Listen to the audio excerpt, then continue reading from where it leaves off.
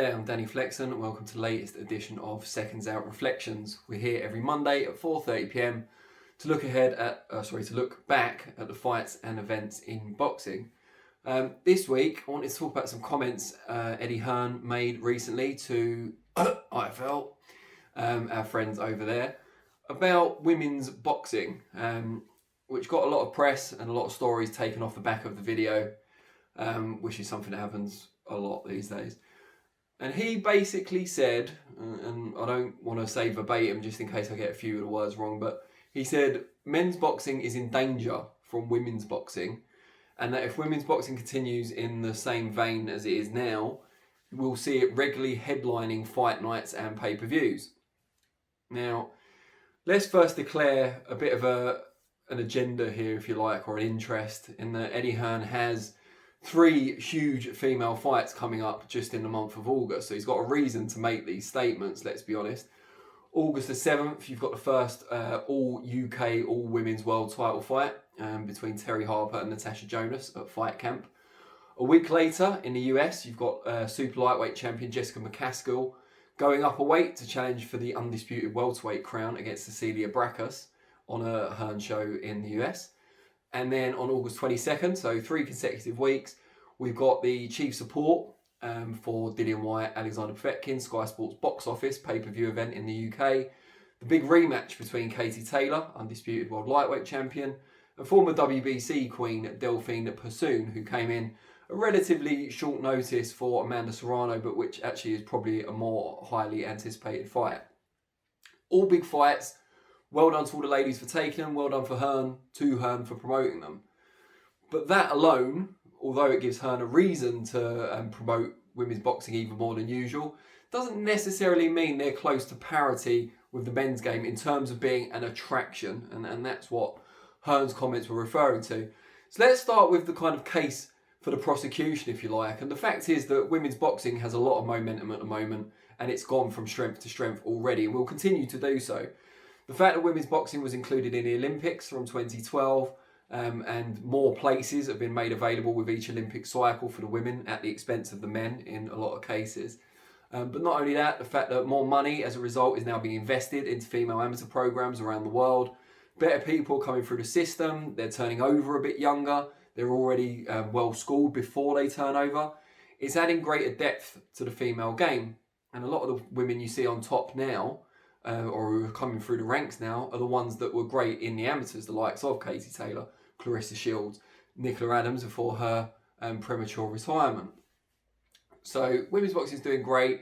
It's growing as an attraction as well. We are seeing it more and more as chief supporting fights, headline fights on subscription TV, chief supporting fights on pay-per-view, and so on and so forth. I would also point out though that oftentimes I would imagine a female fight will cost less than a male fight of the same status. So for example, I would imagine Katie Taylor Delphine Persoon 2 will cost a fraction of what it will cost Top Rank to put on Vasily Lomachenko against Teofimo Lopez. And that's not even officially an undisputed title fight by virtue of WBC making Lomachenko their franchise champion and Devin Haney now being the official WBC title holder at lightweight.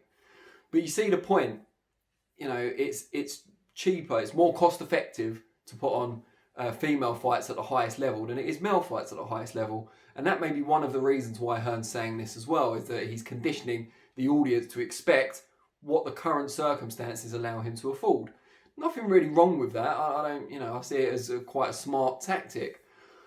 But if we're being completely honest, there's little evidence at the moment to suggest that the female fights at any level compare to male fights at the same level in terms of viewing figures, pay-per-view buys. Not yet, anyway.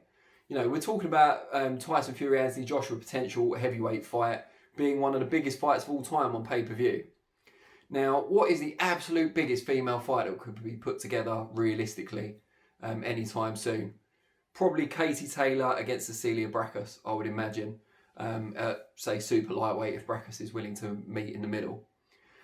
That would not do, and I can say this confidently with no disrespect to either lady who are incredible fighters. And even saying that, their fight might be better in terms of technique, it might be more entertaining than Joshua Fury, but it would do a fraction of the pay-per-view buys, if indeed it was a pay-per-view headliner, and it would need a strong undercard to be. So the point is that women's boxing has come a long way. It's in a great position at the moment to grow even further, but it's nowhere near where the male side of the sport as an attraction just yet. The skills might be comparable. Sometimes there will be 3-minute rounds, which makes that side a bit comparable. But in terms of marketplace attraction and getting pay-per-view buys, TV viewing figures, endorsements, sponsorship, coverage even by websites, video channels like ours, newspapers and so on, it's still far, far below the male side of the sport, which itself has become kind of a niche pursuit in recent times. So I understand Eddie Hearn's points and why he's made them, and there is some truth to what he's saying. But in my opinion, men's boxing in danger from women's boxing? No time soon. At the very best at the moment, female boxing can complement the male side of the game, and maybe one day it will achieve parity in terms of purses and in terms of audience garnered. But they're not there yet. And it's going to take people like Katie Taylor, Carissa Shields, and a lot of the women who are still amateurs now, who will be coming through after the next Olympic cycle next year, to further their case. But yeah, in my view, not there yet. Still quite a lot of work to do. It'd be great to hear what you've got to say about Hearn's comments and my take on them as well. Let me know in the comments below and I will respond to some of them. In the meantime, I'll be back on Thursday for FLEXpectations, where we'll be looking ahead to this weekend's Warren or Queensbury promotion show. And then the next ReFLEXions will be next Monday at 4:30 PM also.